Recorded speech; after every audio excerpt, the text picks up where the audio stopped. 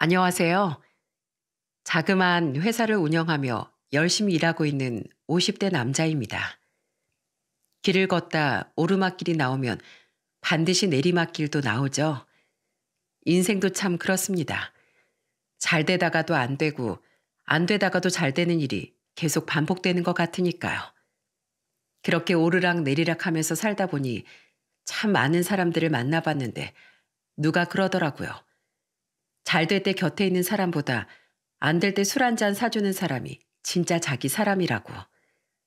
그래서 전 오늘 제가 힘들 때 가장 먼저 손을 내밀어준 제 인생에서 가장 특별하고 소중한 친구에 대해 이야기를 해볼까 합니다.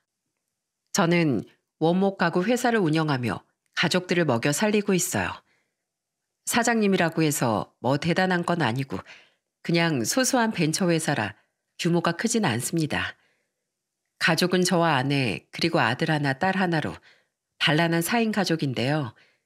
하나만 키우자니 외로울 것 같아 딸을 하나 더 낳았는데 딸아이 애교 덕에 온 가족이 화기애애하게 잘 지내고 있죠.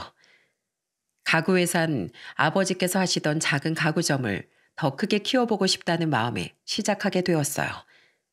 어릴 때 제가 쓰던 책상이며 의자를 모두 아버지께서 만들어 주셨는데 그게 제 꿈이 되었죠. 저는 제 일에 굉장히 만족하며 살고 있었어요. 나름 입소문을 타 한때는 밀려드는 주문으로 직원도 대여섯 명 정도 둘 만큼 회사를 키울 수 있었습니다.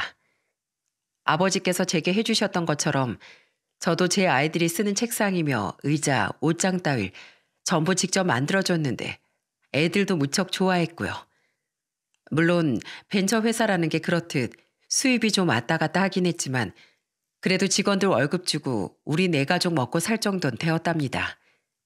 특히 애들이 아직 어릴 땐 한창 사업이 잘 될 때라 순풍에 돛을 단 배처럼 모든 일이 순조로웠고요.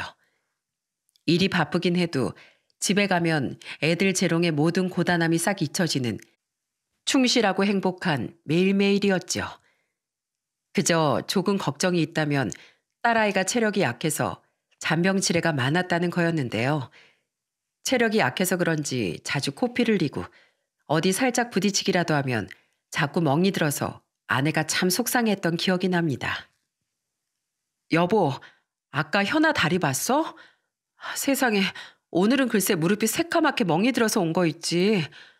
처음에 어디서 맞고 온 줄 알고 너무 놀라서 무슨 일이냐고 물었는데 유치원에서 뛰어놀다가 책상에 부딪혔대. 애가 누굴 닮아서 저렇게 살성이 약하지? 체력도 너무 약하고 아무래도 병원이라도 한번 데려가 볼까 봐. 뭐 별일이 없겠지만 그래도 또 모를 일이고 멍에 좋다는 약이 있으면 처방이라도 받아보게. 여자이다 보니 혹시나 어디 흉이라도 질까 아내가 더 신경을 많이 썼어요. 아직 어려 멋모르겠지만 커서 몸에 이런저런 흉이 많으면 딸아이가 나중에 속상해하고 주눅이 들까 노심초사했죠. 저 역시 평소 딸아이가 자주 여기저기 다쳐오는 게 마음에 걸렸던 터라 그렇게 하라고 말해주었고요. 그런데 며칠 뒤 그날도 밀려드는 주문 때문에 공장에 갔다가 뒤늦게 핸드폰을 보니 부재중 전화와 빨리 전화하라는 문자가 잔뜩 와 있더라고요. 처음엔 이 사람이 무슨 일이기에 이렇게 호들갑인가 했는데 아내와 통화라곤 그야말로 소스라치게 놀라고 말았습니다. 여보, 왜 이렇게 전화를 안 받아? 현아가, 현아가, 우리 현아 어떡해. 우리 현아 백혈병이래. 어? 여보 빨리 와. 의사 선생님이랑 이야기해야 되는데 나 너무 무서워서 혼자 못 듣겠어. 현아도 불안한지 애가 계속 울고 나 지금 어떻게 해야 될지 모르겠어. 빨리 와. 어? 우리 현아 어떡해. 백혈병이라니. 이제 유치원을 다니는 어린애일 뿐인데 백혈병이라뇨. 처음엔 정말 누가 몰래 카메라라도 하는 거 아닌가 그런 생각이 들었습니다. 잔병치레 많이 하긴 해도 그렇게 밝게 웃고 잘 뛰어다니던 딸아이가 백혈병이라니 도저히 믿을 수가 없었죠.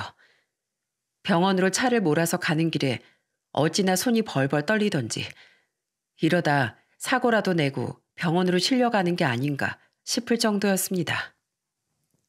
다행히 무사히 병원에 도착해 아내에게 전화를 하자 아내와 딸아이가 내려왔어요. 아내도 아내지만 현아도 어찌나 울었는지 눈이 새빨갛게 부었더군요. 저는 현아의 조망만한 손을 잡고 괜찮다고, 이제 아빠가 왔으니 전부 괜찮다고 말하며 안아주었습니다. 무슨 일인지도 모르고 그 말 한마디에 배시시 웃는 딸아이를 보는데 어찌나 마음이 아프던지요. 저는 자신은 무서워서 도저히 못 듣겠다며 대신 의사 선생님과 이야기해달라는 말에 고개를 끄덕이고 혼자 병원 안으로 들어가 의사 선생님을 만났습니다.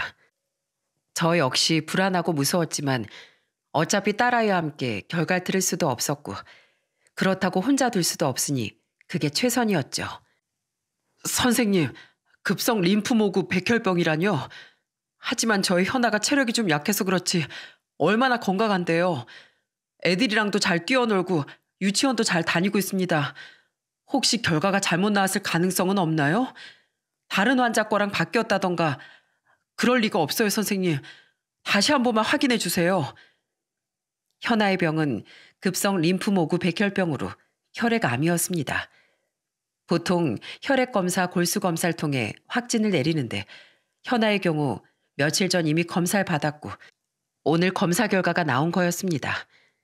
저는 도저히 믿을 수가 없어 몇 번이나 선생님께 재확인을 요청했지만 종이에 적힌 이름은 제 딸아이의 것이 맞았어요. 차라리 꿈이었으면 했습니다. 아직 어려서 너무나 작고 연약한 아이에게 암이라니. 왜 이런 가혹한 벌이 현아에게 내려진 것인지 도무지 이해할 수가 없었죠. 그나마 다행인 건 현아의 병을 상당히 빠르게 발견한 덕에 저위험군 진단을 받았다는 거였습니다. 만약 대수롭지 않게 넘기고 시간을 끌었다면 힘들었을 거라고 선생님께서 그러시더군요. 저 조그만한 어린아이가 큰 수술이라도 받아야 하면 어쩌나 걱정했는데 다행히 그것도 아니었고요. 애초 혈액암은 외과 수술로는 치료할 수가 없어 항암제를 투약하는 방법으로 치료를 할 거라고 하셨죠. 하지만 그게 얼마나 아니란 생각이었던지 현아의 병을 치료하는 과정은 정말 눈을 뜨고 지켜보는 게 힘들 정도였습니다. 입원을 하고 얼마 지나지 않아 쇼크로 정신을 잃었을 때 저 어린 것이 몸이 뻣뻣하게 굳어 불규칙하게 숨을 쉬는데 이러다 죽는 건 아닌지 너무나 불안하고 두려웠죠. 차라리 내가 대신 아팠으면 그 생각을 몇 번이나 했는지 모릅니다.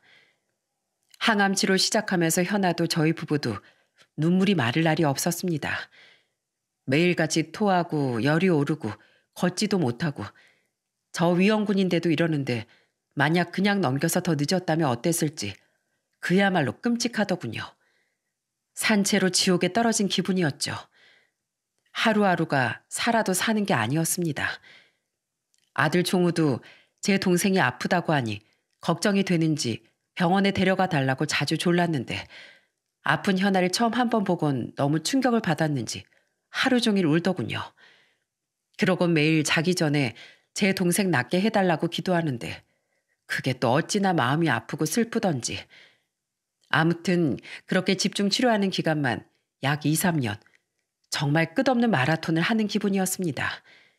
하루는 아내가 절 붙잡고 그러더라고요. 너무 힘들다고. 현아가 저렇게 잘 버텨주지 않았다면 자신도 어떻게 됐을지 모르겠다고요. 여보, 우리 현아 앞에서 절대로 이제 울지 말아요. 요즘 현아가 아파도 아프다고 말을 하질 않아. 많이 힘들 텐데 우리가 우는 걸 봤는지 걱정할까 봐 괜찮은 척 하려고 해. 우리 현아 아직 너무 어린데 진짜 아무것도 모르고 천방지축으로 날뛰고 놀아도 모자랄 나이인데 나 있지? 현아가 저렇게 어른스럽게 구는 게 대견한 게 아니라 너무 마음이 아파. 그러면서도 그 힘든 치료 저렇게 꿋꿋하게 버텨주는 게 너무 고마워. 현아가 버텨주지 않았다면 나도 어떻게 됐을지 모르겠어. 근데 현아 아직 너무 어리잖아. 아프면 아프다고 울고 떼도 쓰고 해야 하잖아. 우리 소나무처럼 버티자고. 현아보다 더 힘내서 옆에서 꼭 지켜주자. 그래도 치료 결과가 좋아서 얼마나 다행인지. 집중 치료 기간이 끝나고 현아가 먹고 싶어 하던 음식들을 잔뜩 싸서 축하하며 남몰래 울었습니다. 그제야 제 나이에 맞게 다른 아이들처럼 환하게 웃던 현아의 모습이 아직도 제 눈에 생생해요. 물론 이후에도 기나긴 치료 과정이 있었지만 현아는 꿋꿋하게 그 모든 과정을 이겨냈습니다. 그리고 기적처럼 우리 현아는 병원에서 퇴원할 수 있었어요. 완치 판정 받기 전까지가 중요했죠. 꾸준히 정기검진도 받아야 하고 일일이 하나하나 챙겨야 될 게 많았습니다. 그래도 우리에게 희망을 준 현아 덕분에 저희 집에도 다시 웃음이 돌아올 수 있었죠. 그렇게 모든 일이 다 잘 풀려서 저희도 별다른 일 없이 행복하게 잘 살고 있다고 말하면 참 좋으련만 현실이라는 게 참 만만치가 않더라고요. 바로 제 사업이 경기 침체로 하락세를 타기 시작한 거였죠. 저와 직원들은 그래도 열심히 일했습니다. 언젠간 잘 풀리리라 생각하면서 전보다 더 뛰어다니며 홍보도 하고 새로운 가구들을 디자인해 출품도 했죠. 본래 벤처 사업이라는 게 그렇다 보니까 가구란 게 사람들이 빨리 쓰고 빨리 바꾸는 소품이 아니니까. 그렇게 생각하면서 희망을 갖고 어떻게든 버티려 노력했습니다. 그렇게 열심히 발로 뛰니 가구 주문 제작을 맡겨주는 업체들이 하나둘 나타나더군요. 이제야 우리 노력이 빛을 보았다며 저와 직원들 모두가 기뻐했습니다. 큰 거래들은 아니지만 그래도 한 곳 한 곳 모두 소중하게 정성을 다해 가구를 만들어 배송도 했고요. 솔직히 이제 되었다 생각도 들었습니다. 이대로만 간다면 어떻게든 버틸 수 있을 거라는 희망이 보였죠. 그런데 하루는 회사에서 다급하게 전화가 걸려오더군요. 제법 규모가 있는 카페에서 인테리어와 손님용으로 쓸 테이블들을 주문 제작 맡긴 건이 있었는데 원목이 잘못 발주된 것 같다고요. 너무 놀라 아내를 병원으로 부른 뒤 저는 곧장 회사로 달려갔습니다. 가서 확인해 보니 확실히 카페 측에서 원했던 그 원목이 아니었고요. 저는 당장 해당 건을 담당하고 있던 직원을 불렀어요. 놀랍게도 실수를 저지른 직원은 평소 일도 잘하고 성실해 제가 눈여겨보고 있던 정우혁이란 남자 직원이었습니다. 정우혁 씨, 이거 왜 원목을 이걸로 발주한 겁니까? 여기 이렇게 발주 넣어야 하는 원목이 써 있는데 이건 전혀 다른 거잖아요. 저쪽에 물어보니까 취소 못 해준다고 난린데 이거 대체 어떻게 처리할 겁니까? 예전엔 안 그러더니 요즘 대체 무슨 정신으로 일하는 거예요? 실수도 자꾸 매일 지각하고 이런 식이면 나 정우혁 씨랑 같이 일하기 힘듭니다. 저는 최근 이상하게 자잘한 실수가 잦았던 걸 떠올리며 해당 직원을 나무랐습니다. 특별히 그 직원을 자르거나 징계까지 내릴 생각은 없었어요. 다만 사업이 한참 힘들다가 이제야 숨통이 튀고 있으니 조심하라는 의미로 따끔하게 한마디 해주려고 했죠. 근데 제 말에 정우혁 씨의 얼굴이 사색이 되더군요. 급기야 무릎까지 꿇더라고요. 사장님, 정말 죄송합니다. 혹시 저 자르시려는 건 아니시죠? 저 정말 이렇게 그냥 그만두게 되면 앞으로 살 길이 막막해집니다. 이렇게 회사에서 잘리면 정말 저희 가족은 이제 죽는 것 말고 다른 방법이 없습니다. 도리어 제가 놀라 정우혁 씨를 일으켜 자리에 앉혔는데 말도 제대로 못하고 눈물을 뚝뚝 흘리더군요. 내가 그렇게 말을 심하게 했나 미안한 마음이 들어 무슨 일이냐 괜찮으냐 물었는데 딸아이가 아프다며 오열하더라고요. 사실 제 딸이 아파요. 너무 아파서 병원비도 내야 되고 수술도 받아야 되고 약도 사 먹여야 하는데 돈이 너무 많이 들어서 그래서 회사 끝나고도 일일 아르바이트를 하느라 잠을 제대로 못 잤습니다. 죄송합니다, 사장님. 아무리 그래도 제가 정신 똑바로 차렸어야 했는데 제발 한 번만 봐주시면 안 되겠습니까? 저 이대로 잘리면 그럼 진짜 저희 가족 살 길이 막막합니다. 다신 이런 일 없도록 하겠습니다. 정말로 죄송합니다. 이야기를 듣고 있자니 제 딸 현아가 생각나 마음이 더 심란해지더군요. 자식이 아프면 부모 가슴은 찢어지는 법인데 그 심정이 오죽하게나 싶고 전 혹시나 도와줄 수 있는 일이 있을까 싶어 더 자세한 상황을 물어봤어요. 하지만 정우혁 씨는 말 못할 사정이 있는지 그저 죄송하다며 입을 다물었습니다. 하는 수 없이 일단 알겠다 하고 다시 일하라 돌려보냈는데 마음이 참 심란하더군요. 그래서 아내에게 전화해 여차저차 이러한 일이 있었다 말을 하며 잠시 상담을 했습니다. 아내는 제 이야기를 듣곤 깊은 한숨을 내쉬며 이렇게 말하더군요. 여보, 본래 그런 사람이 아니라니 그냥 한 번 덮어주는 게 어때요? 물론 회사의 손해가 막심하겠지만 사실 좋은 직원을 구한다는 게 그리 쉬운 일도 아닌데 본래는 일을 아주 잘했다면서요. 사실 나도 그렇게 생각해. 딸아이가 아프다면서 갑자기 우는데 뭐라고 더 말하기도 못하고 현아가 생각이 나더라고.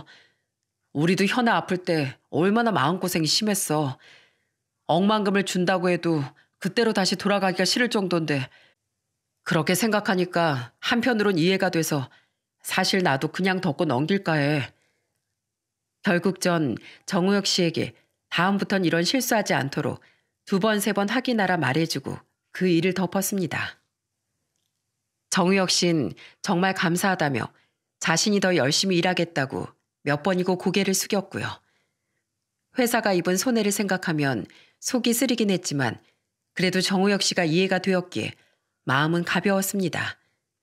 정우혁 씨는 그 뒤로 정말 열심히 일했고 몇 건 정도 계약을 더 가져와 회사가 입은 손실을 메워주었고요.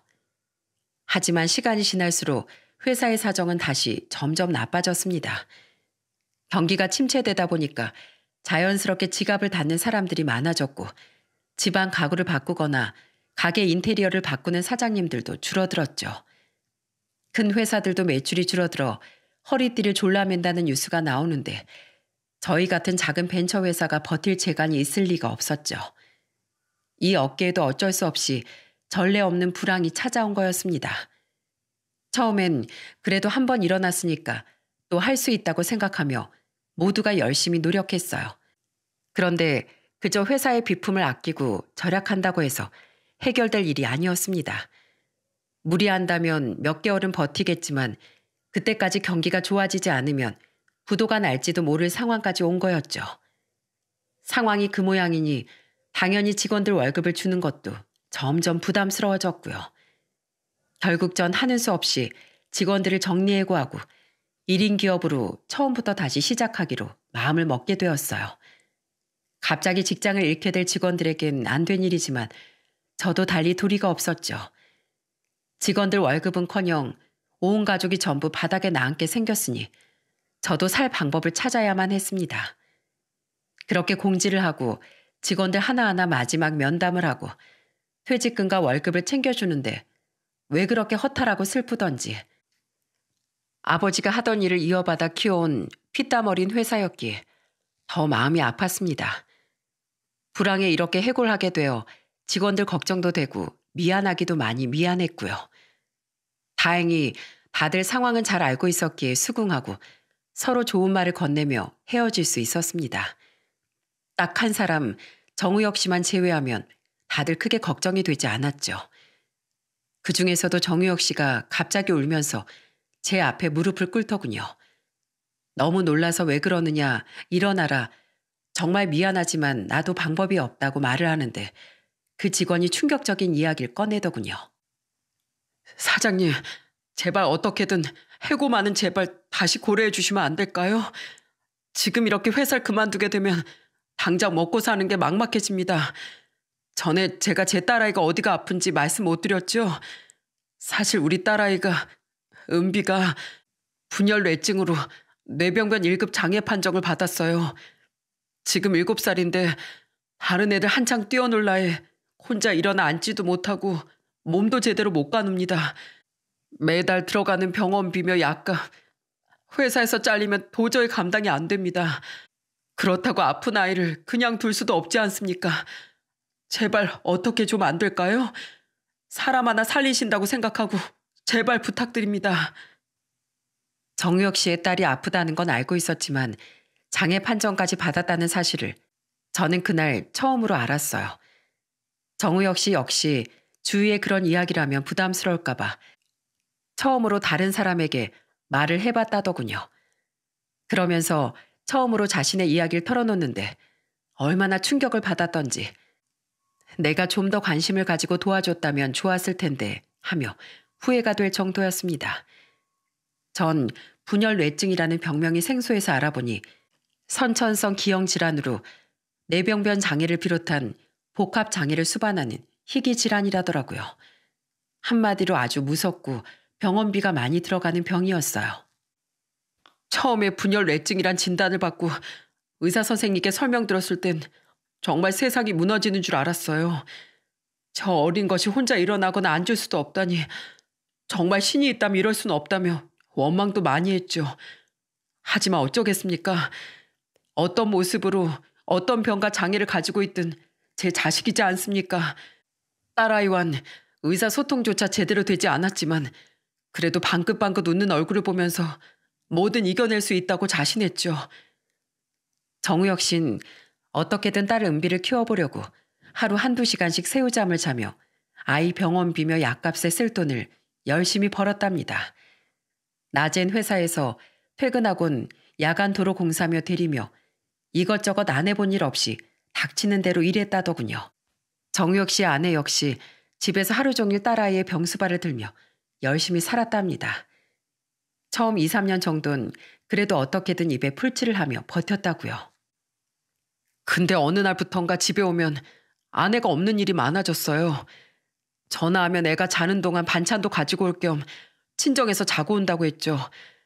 그래서 제가 그게 말이 되냐, 아무리 그래도 아픈 애 혼자 놔두면 어쩌느냐 나무랐더니 그러더라고요. 그럼 돈을 많이 벌어주던가 왜 자신에게 화를 내느냐고요. 네, 그때까지 아내에게 비록 화를 내긴 했어도 이해는 했습니다. 오죽하겠어요. 걷지도 앉지도 못하는 딸아이 똥오줌 치우며 하루 종일 집에만 있으니 자신도 갑갑했겠죠. 아픈 자식을 지켜보는 부모 심정이, 그것도 하루도 이틀도 아니고 몇 년을 그렇게 반복했으니 그럴 만도 했죠. 그래서 나중엔 그냥 알겠다 그러라고 했는데 어느 순간 애는 뒷전이고 이 사람이 밖으로만 나돌더라고요. 너무 수상해서 한 번은 몰래 뒤를 밟아봤는데 글쎄 남자가 있지 뭡니까? 그야말로 머리에 피가 거꾸로 솟는 것 같았어요. 아픈 아이를 두고 남자를 만나다니 이게 있을 수 있는 일입니까? 정우혁 씨는 아내에게 네가 그러고도 엄마라고 할 수 있느냐며 싸웠지만 소용이 없었답니다. 오히려 자신은 잘못이 없다고, 당신이 변변치 못하니 애도 저렇게 태어난 거 아니냐며 모진 말만 들었다고요. 그 말에 화가 난 정우혁 씨가 이럴 거면 차라리 헤어지자 홧김에 말했는데 아내가 그러자며 기다렸다는 듯 대거리를 했다더군요. 애 똥기저귀 가는 게 지긋지긋하다고, 하루 24시간을 일해도 고기 한 점 사 먹는 것도 큰맘 먹어야 하는 생활이 진절머리가 난다면서요. 제가 알던 아내는 이미 없다는 걸 그때 처음 깨달았어요. 딸아이를 헌신적으로 돌보고 아껴줬는데 어떻게 그렇게 변할 수가 있는지. 그래도 자기 배 아파 낳은 자식인데 사람도 아니란 생각만 들었습니다. 그래서 다시 한번 이혼하고 위자료를 청구하겠다고 말했더니 글쎄 아내가 어떻게 했는지 아십니까? 다음날 제가 사람을 불러 애를 부탁하고 잠깐 일하러 간 사이 자기 짐을 전부 챙겨서 도망을 갔더라고요. 혹시나 해서 통장과 인감 같은 걸 전부 가지고 나왔기에 망정이지 집에 그나마 남아있던 것들은 아주 싹싹 긁어 도망을 갔더라고요. 간병인 분이 그러시는데 웬 젊은 남자랑 같이 왔다고 하는데 아마 그 남자가 아내의 불륜 상대인 듯 했어요. 이후 정우혁 씨는 아내를 마음에서 지우고 이혼을 했다고 합니다. 법원 측은 정우혁 씨의 손을 들어 친권과 양육권을 모두 정우혁 씨가 갖게 되었고 그 아내에겐 위자료와 양육비를 지급하라고 명령했고요. 하지만 정우혁 씨의 아내는 그대로 연락이 두절되어 한동안 연락조차 없었다고 합니다. 딱 보니 양육비를 주기 싫어서 여기저기 도망 다닌 걸로 보였어요.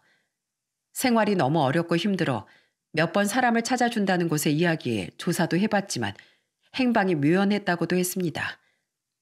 하는 수 없이 딸아이 병원비며 생활비를 벌기 위해 그 뒤로 혼자 그렇게 고군분투했다더군요. 딸아이를 혼자 둘 수는 없으니 사람이 있어야 하는데 간병인 비용이 부담스러워 시골에서 늙으신 어머니까지 올라오셨고요. 하지만 나이 많으신 어르신께서 아이를 그것도 장애가 있어 발작까지 일으키는 아이를 돌보기란 몹시 힘이 들었다고 합니다. 특히 정우혁 씨 어머니께선 허리 디스크가 좋지 않아 고생 중이시라고 하니 그 고충이야 말로 다 하기 힘들었겠죠. 정우혁 씨는 어머니께서 허리가 나으실 동안 딸아이를 돌봐줄 사람을 구하려 더 열심히 일을 했답니다. 딸아이 병원비에 치료비도 모자라 어머니 약값에 생활비 비용까지 필요하게 되었으니 상황이 너무 절박했죠. 하지만 절박했다고 해서 하루가 48시간이 되는 것도 아니고 도저히 답이 없었답니다. 결국 한참을 망설이다 그래도 당분간이니까 그래도 딸이니까 하며 다시 이혼한 아내를 수소문했는데 생각보다 가까운 곳에서 살고 있었다고요. 겨우 찾아간 아내에게 사정을 설명하고 딱 한 달만 딸아이를 돌봐줄 수 없겠느냐 부탁했어요. 그렇게만 해준다면 위자료는 받지 않아도 좋다고. 그렇게 제가 절박하게 매달렸어요. 근데 아내가 뭐라고 했는지 아십니까? 애 딸린 여자를 누가 좋아하겠느냐며 누구 인생 망칠 일이 있느냐며 찾아오지 말라 소리를 지르더군요. 한 번만 더 찾아오면 경찰 불러서 감방에 쳐넣겠다고. 은빈 이제 자신의 딸이 아니라고요. 정우혁 씨는 미친 사람처럼 소리를 지르는 아내를 더는 설득하지 못하고 그렇게 뒤돌아서야만 했답니다. 다른 방법이 없으니 여기저기 돈을 빌려 겨우 간병인을 구했지만 월세까지 밀린 상황이라고요. 이러다 정말 온 식구가 길거리에 나앉게 될 거라는 정우혁 씨의 말은 한치의 과장이 없어 보였습니다. 이야기를 듣는데 어찌나 기가 막히고 마음이 아프던지 짐승도 제 새끼는 이뻐한다는데 엄마라는 사람이 어떻게 저럴 수 있나 화도 나고 궁지에 몰린 정우혁 씨가 너무나 안쓰러웠어요. 그리고 우혁 씨는 제게 펑펑 울며 부탁을 하기 시작했습니다. 사장님, 제가 정말 염치도 없고 말도 안 되는 부탁을 드리는 줄은 저도 잘 압니다. 하지만 정말이지 어디에도 도움을 요청할 곳이 없어요. 전 아내는 저 모양 저 꼴로 제 자식도 나 몰라라 하고 저희 집도 먹고 죽을 돈조차 없습니다. 혹시 계속 일을 할 수 없다면 돈을 2천만 원 정도 부탁드려도 될까요? 병원비도 밀리고 집주인도 월세를 내지 않을 거면 당장 방을 빼라면서 더는 못 기다려준다고 하는 상황이에요. 저 혼자 몸이면 길바닥에서라도 자면 막노동이라도 하고 어떻게든 살겠지만 제 딸아이나 어머니는 그런 생활을 버틸 수가 없습니다. 정말 이렇게 부탁드립니다. 도와만 주신다면 제가 반드시 돈도 갚고 그 은혜도 꼭 갚겠습니다. 저는 일단 정우혁 씨에게 하루만 생각할 시간을 달라고 말하고 집으로 돌아왔습니다. 현관에 들어서자마자 종우와 현아가 쪼르르 달려나와 저를 반기는데 그 광경이 참 평소와 다르게 느껴지더군요. 내가 힘들다 하지만 그래도 난 아직 살만하구나. 정우혁 씨는 지금 얼마나 힘들까 생각도 들고 여러모로 마음이 심란했습니다. 하지만 제가 생각하기에 정우혁 씨의 상황은 일을 계속한다고 해서 해결될 것이 아니었어요. 당장의 상황에서 벗어나 뭔가 제대로 된 다른 일을 할 수 있을 돈이 필요해 보였죠. 결국 저는 아내를 불러 모든 상황을 말하고 의논을 했습니다. 아내는 제 이야기를 들으며 화를 냈다가 눈시울을 붉혔다 하더니 한동안 말이 없었고요. 사실 그 당시 저희 상황으로도 2천만 원은 너무나 큰 돈이었거든요. 그 돈을 빌려주려면 대출이라도 받아야 할 판이니 결정이 쉽지가 않은 게 당연했죠. 하지만 전 이미 마음이 어느 정도 굳은 상태였고 조심스럽게 아내의 손을 잡고 부탁했습니다. 그 돈 집담보 대출이라도 받아서 내주자고. 내가 무슨 짓을 해서라도 그 돈은 다 갚을 테니 걱정 말라고. 우리도 현아 아팠을 때를 생각해보면 얼마나 힘들었냐고 말하면서요. 여보, 돈을 빌려주면 나중에 못 돌려받을지도 몰라. 하지만 당신도 나도 알잖아. 우리 현아 아플 때 얼마나 마음고생했어. 차라리 내가 아팠으면 싶고 그렇게 만약 현아가 죽는다면 차라리 따라 죽고 싶다고 그렇게 생각했잖아. 정우혁 씨도 아마 지금 딱 그럴 거야. 딸아이 아픈 것도 힘든데 애엄마란 사람이 자식을 버리고 남자와 도망까지 갔다니. 우리 그냥 어디 여행 한번 크게 다녀왔다고 생각하고 빌려주자고. 사실 여행보다 더 가치 있는 일이잖아. 아내는 한참을 제 얼굴을 쳐다보곤 한숨을 푹 내쉬며 결국 고개를 끄덕였습니다. 제가 선뜻 그 큰 돈을 내어주자 할 만한 사람이라면 자신도 믿겠다고 말하면서요. 난 솔직히 그 사람 잘 몰라. 하지만 당신이 그렇게 말하니까, 그리고 우리 현아 생각도 나고, 그래서 너무 마음이 아프니까 당신 하자는 대로 할게. 당신이 다 생각이 있겠지.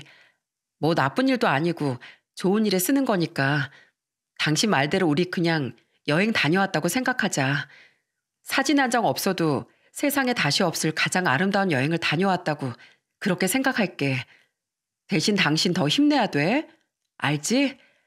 다른 사람 사정도 안타깝지만 우리 종우 현아 생각해서 더 열심히 해야 돼. 이해해줘서 고마워 여보. 내가 앞으로 더 잘할게. 돈도 많이 벌고 그래서 당신이랑 우리 종우 현아 데리고 진짜 여행도 가고 그렇게 할 수 있게 노력할게. 저는 다음 날 곧장 대출을 받아 정우혁 씨를 만나 입금을 해주었습니다.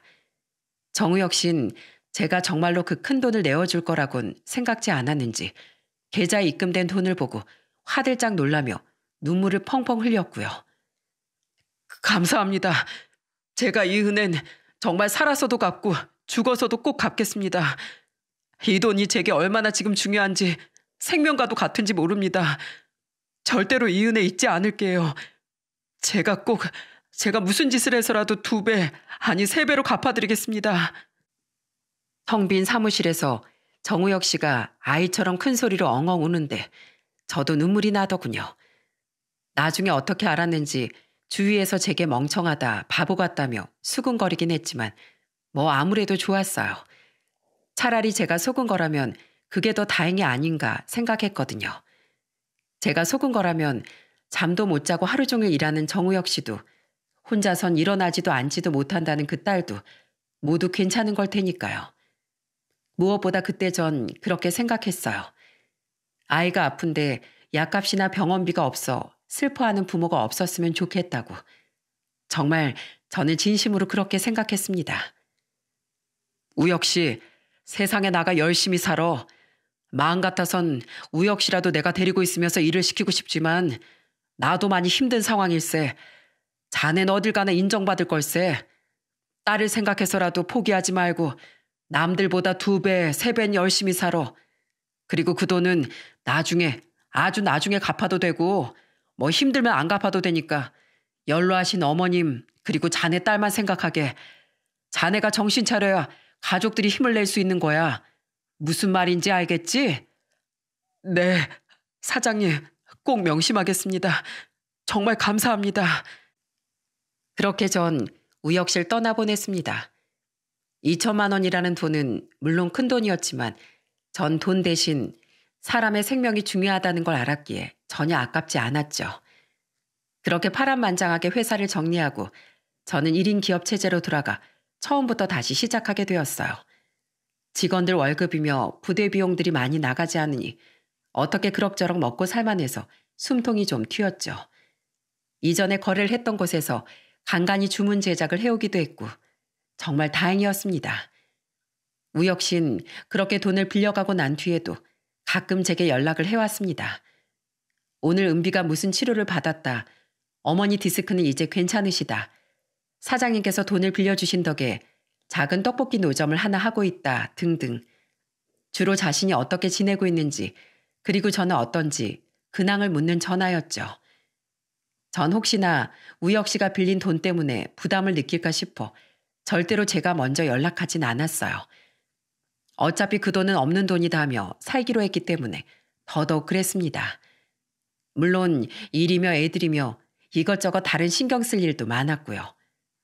그런데 그놈의 경기는 대체 언제나 좋아지는지 아니면 저만 안 좋은 건지 처음엔 이대로 유지만 하자 싶던 제 사업이 다시 점점 하락세를 보이고 있었습니다. 여기저기 발품을 팔아가며 열심히 일했지만 저만 힘든 건 아닌지 새로운 일을 따내기가 정말 하늘의 별 따기나 다름없더군요. 말이 1인 기업이지 사실상 동네 구멍가게나 마찬가지인 저 혼자만의 회사가 자본력이 강한 기업들과 경쟁하긴 도저히 무리였고 그저 새로 창업하는 상점가나 집 인테리어에 들어갈 가구들 위주로 소소하게 일을 하는데도 힘들긴 매한가지였습니다. 결국 궁지에 몰릴 대로 몰려 폐업 위기까지 찾아와 은행에 대출까지 알아봤지만 모두 거절당했습니다. 어떻게든 회사를 살리고 싶어서 친구들에게 부탁을 해봐도 돌아오는 답변은 조롱 섞인 충고뿐이었고요. 미안하다. 나도 요즘 영 어려워서 그렇게까지 못 도와줄 것 같아. 차라리 그냥 회사에 들어가는 게 어때? 벤처도 옛날에나 벤처 열풍이니 뭐니 했지. 요즘은 다들 힘들어하잖아. 아니면 너도 그 허세만 좋은 사장님 소리 듣고 싶어서 그러고 있냐? 그냥 안정적인 회사에 들어가서 월급이나 받아. 나봐. 불황이다 침체다 뭐다 해도 공무원 철밥통 든든하잖냐. 뭐 회사는 철밥통은 아니겠지만 지금 하는 것보다 훨씬 안정적일 거야. 야, 나 전화 끊어야 되겠다. 언제 한번 술이나 한잔하자. 못 도와줘서 미안하다. 그동안 주위 사람들 챙기며 열심히 살아왔다고 생각했는데 몇몇 친구들의 반응은 정말이지 절망스러웠습니다. 친구의 말에도 일리가 있다는 건 알지만 그래도 아버지께서 하시던 일을 잇는다는 의미가 있었기에 버텨왔던 제겐 날벼락이 따로 없었죠. 아내도 제가 힘들까봐 걱정하는지 따로 말은 안 했지만 통장을 보며 한숨을 쉬는 날이 많아졌습니다. 어느 날은 애들이 먹고 싶다는 과자값까지 고민하며 아끼는 아내를 보는데 정말이지 머릿속에 피가 차갑게 식더군요. 아무리 내가 원하는 걸 하며 살고 싶어도 내 아내와 내 자식들까지 희생을 치르게 할 수는 없지 않나. 이건 정말 아니지 않나 하고요. 결국 전 회사를 폐업할 수밖에 없었어요. 그리고 생활전선으로 곧바로 뛰어들었죠. 여기저기 면접을 보러 다녔습니다. 이젠 나이가 많아 어디 들어가기도 힘들 거란 걸 잘 알지만 그래도 그간 일한 경력이 있으니 일할 수만 있다면 어디든지 좋다고 생각했습니다. 몰릴 대로 몰려서 더는 물러날 곳이 없었다는 게 더 정확한 표현일까요? 하지만 세상은 녹록지가 않았고 면접은 매번 낙방. 나이가 많은 절 받아준 회사는 거의 없었습니다. 하지만 포기할 수 없었어요. 저는 세차장 알바부터 시작해 대리운전 택배 상하차 등을 하며 어떻게든 돈을 벌려고 노력했습니다. 세차장에서 일하며 도둑놈 소리도 듣기도 했어요. 차 안에 현금 100만 원을 넣어놨는데 없어졌다 네가 훔친 것 아니냐 경찰에 신고하겠다는 둥 도둑놈으로 몰리기도 했고 대리운전하며 취객들한테 뒤통수를 맞은 적도 한두 번이 아니었어요. 그때마다 전 지갑 속에 있는 아내와 아이들 사진을 보며 눈물로 버티기도 했었죠. 또 택배 상하차를 하면 무거운 짐을 옮기다가 허리가 나간 적도 있었습니다. 중간에 경력을 인정받아 가구 회사에 취직도 했지만 직장 따돌림으로 그만둔 적도 있었고요. 나이 많다고 무시하고 텃세가 참 심한 곳이었죠. 거의 인간 취급도 못 받을 정도였습니다. 하지만 전 포기하지 않았어요. 그날도 다른 가구 회사에 면접을 보고 온 날이었습니다. 그런데 갑자기 핸드폰에서 메시지 알림이 울리더군요. 처음엔 오늘 면접 보는 데서 연락이 온 줄만 알았습니다.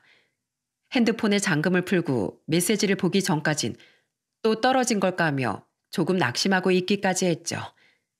근데 핸드폰에 도착한 메시지는 다른 곳이 아니라 바로 은행에서 온 것이었습니다. 제 통장에 돈 1억이 들어왔다는 그런 은행 알림 메시지였죠. 너무 놀라 핸드폰을 떨어뜨렸다가 허겁지겁 주워서 몇 번을 확인해 봐도 똑같았어요. 혹시 이게 맞나 싶어 볼을 꼬집어 보기도 했고 심장이 쿵쾅쿵쾅 뛰기 시작했습니다. 그리고 벌벌 떨리는 손으로 은행 어플에 들어가 잔고를 확인하는데 진짜 1억이란 돈이 들어있더군요. 그리고 입금자 명을 보고 전 경악을 하고 말았습니다. 보낸 사람이 바로 정우혁 씨였어요. 저는 황급히 우혁 씨의 번호를 찾아 처음으로 먼저 전화를 걸었습니다. 신호가 몇 번 울리기도 전에 우혁 씨가 전화를 받았고 저는 다급하게 본론부터 말했죠. 우혁 씨, 혹시 나한테 돈 보냈어? 이게 대체 무슨 돈이야? 사장님, 놀라게 해드려서 죄송합니다. 그럴 생각은 없었는데 아무튼 돈은 잘못 보낸 거 아니고요. 진짜 1억 보낸 거 맞습니다. 제가 사장님께 돈을 빌린 것도 벌써 7년이나 지났잖아요.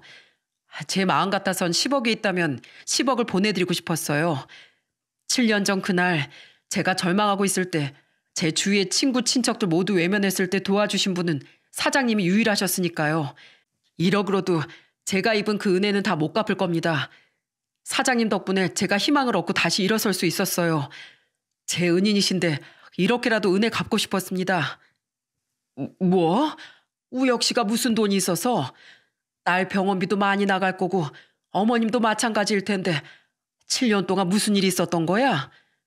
사장님, 우선 제가 주소 하나 보낼 테니까 이쪽으로 와주실 수 있으실까요? 저는 너무 궁금한 나머지 우혁 씨가 준 주소로 향했습니다.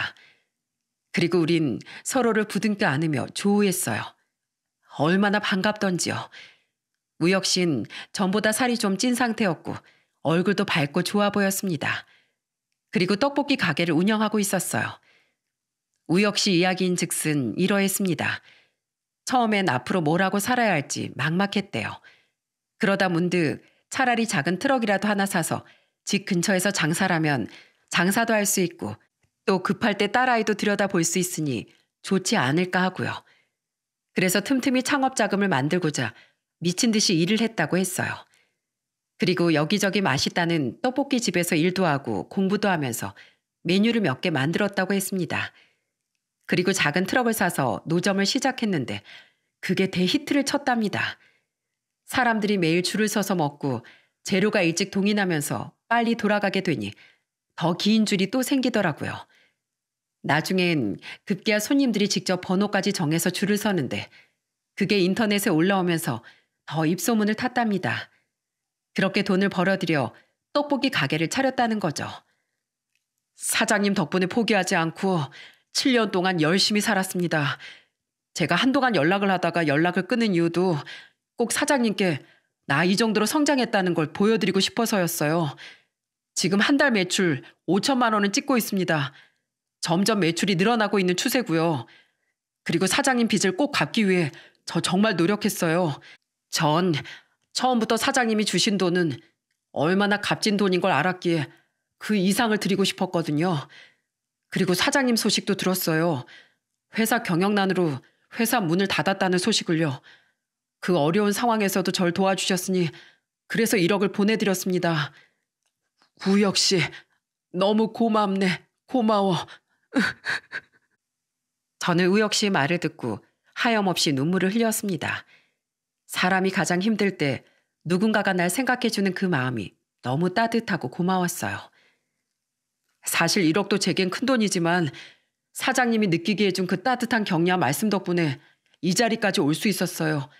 사장님, 절 받으십시오. 감사합니다. 아이고, 이러지 마. 왜 이래? 우혁 씨는 지금이 행복하다고 말했어요. 덕분에 직원들도 고용했고 간병인도 불러 딸아이도 돌볼 수 있게 되었다고요. 심지어 지금은 프랜차이즈 이야기까지 나오고 있는데 곧 법인을 만들어 진행할 예정이라고 했습니다. 인터넷 덕에 정우혁 씨가 만든 떡볶이가 한창 유행 중이라 가맹점으로 들어오고 싶다는 사람이 몇 있다면서 그 가게들에 들어갈 가구를 전부 저에게 맡기고 싶다면서요. 물론 떡볶이 회사가 너무 많아 경쟁이 치열하겠지만 자신 있다고 했죠. 그 늠름한 모습이 얼마나 보기 좋았는지 모릅니다. 그날 그렇게 우혁 씨와 헤어지고 가장 먼저 집으로 달려갔어요. 이 기쁜 소식을 가족들에게 빨리 말해주고 싶었어요. 아내에게 상황을 설명하자 아내가 마구 오열을 하는데 저도 모르게 그만 왈칵 눈물이 쏟아지더군요. 정말이지 서로 부둥켜 안고 한참을 울었습니다. 애들은 제 엄마가 오니까 불안했는지 옆에서 같이 울고 그렇게 울다가 웃다가 몇 번이나 반복했는지 몰라요. 슬픔의 눈물이 아닌 기쁨과 감격의 눈물이었죠. 세상에 우혁 씨가 그냥 그렇게 모르는 척 할 수도 있었을 텐데 당신 선택이 틀리지 않았네요. 사실 그때 대출받아서 우혁 씨를 도와준다고 했을 때 나 많이 불안하고 화도 났어요. 당장 우리 식구들이 굶어 죽을 판인데 힘든 직원을 도와준다고 하니까. 근데 역시 사람은 바르고 착하게 살아야 하나 봐. 여보, 정말 고생 많았어요. 그리고 나 다 알아. 당신 요즘 매일 면접 보러 다니고 우리 가족들을 위해 희생한다는 거. 그래서 하늘이 이런 복도 다 준 거니까. 그러니까, 그러니까 우리 이제 행복하자. 우혁 씨에게 고맙다고, 정말 너무 감사하다고 꼭 전해줘요. 진짜 밥이라도 같이 먹자고, 얼굴 한번 보자고, 꼭이요. 어, 그래, 알았어. 내가 꼭 자리 마련할게. 당신도 그동안 고생 많았어. 내가 못나서 그간 그런 고생이나 시키고 애들 학원도 제대로 못 보내주고 맛있는 거 못 사 먹이고 했는데 이런 못난 날 믿어주고 기다려줘서 정말 고마워. 나 약속 꼭 지킬게. 당신이랑 우리 종우 현아에게 더 든든한 가장이 될게. 저는 그렇게 우혁 씨가 준 돈으로 다시 회사를 창업하게 됐습니다. 그리고 부족한 비용까지 우혁 씨가 투자를 해줬어요. 그 덕분에 어렵지 않게 회사를 운영해 나갈 수 있었죠. 그리고 우혁 씨도 정말 법인을 설립해 프랜차이즈 사업을 시작했고 지금은 가맹점이 5호점까지 생겨났습니다. 아직은 사람들이 많이 몰라보지만 가맹점이 하나하나 생기면서 자긍심과 감사함을 느낀다고 하더군요. 그리고 처음에 저에게 약속했던 대로 가맹점들에 들어갈 모든 가구를 제게 맡겼는데 덕분에 제 일이 많이 바빠졌습니다. 혼자서는 도저히 할 수가 없어 예전에 일했던 직원들에게 연락했고 그렇게 이전의 직원들이 다시 모이게 되었죠. 그리고 또 하나 기쁜 소식이 있답니다. 우혁 씨 떡볶이 회사 6호점이 오픈 중인데 그 6호점 주인은 바로 제 아내랍니다. 아내는 그동안 우혁 씨 가게에서 일하면서 일을 배웠는데 우혁 씨의 제안으로 6호점을 오픈하게 되었죠. 모든 지원을 우혁 씨가 다 해주면서까지 말입니다. 그리고 어느 날 아내가 우혁 씨를 집에 초대했더군요. 아이고, 우리 대표님 오셨어요? 대표님 덕분에 제가 사장 소리 들어보겠네요. 너무 영광입니다. 평생 받들겠습니다. 아이고, 형수님 왜 이러세요? 나 부끄럽게. 우리 6호점 사장님, 제가 오히려 잘 부탁드립니다. 제가 받들겠습니다. 이렇게 내 앞에서 대표님 사장님 하며 장난을 치는데 얼마나 그 광경이 보기 좋았는지 모릅니다. 저희 아이들도 배꼽 잡고 웃으며 좋아했고요. 행복이 별거 없더라고요. 이 모습이 행복이지 싶었습니다. 지난 세월이 정말 꿈만 같았습니다. 정말 더할 나이가 없었어요. 그렇게 힘들고 고단하고 지쳤는데 일이 이렇게까지 잘 풀리니 모든 것이 너무나 행복하고 감사했죠. 세상에 아직 살만하구나. 역시 내가 사람을 잘못 보지 않았다. 이런 생각도 들었고요. 우혁인 이제 절 형님이라고 부르며 절 진짜 형처럼 대하는데 저도 우혁일 동생처럼 여기며 한 가족으로 대하고 있습니다. 제게 동생이 하나 생겨 하루하루가 행복하답니다. 이렇게 그 힘든 고난들을 다 이겨내고 지금에 와서 과거를 돌이켜보면 정말이지 사람이 가질 수 있는 가장 큰 재산은 돈도 명예도 아닌 결국 사람인 것 같다는 생각이 드는 요즘이네요. 제가 우혁이와 은비를 도울 때 모두가 바보라고 손가락질했지만 그 일이 결국 큰 복이 되어 이렇게 돌아온 것을 보면요. 복이란 결국 뿌린 만큼 거두는 큰 농사와 비슷한 것 같아요. 모두 좋은 사람들 많이 만나 복 많이 받으시길 바랍니다.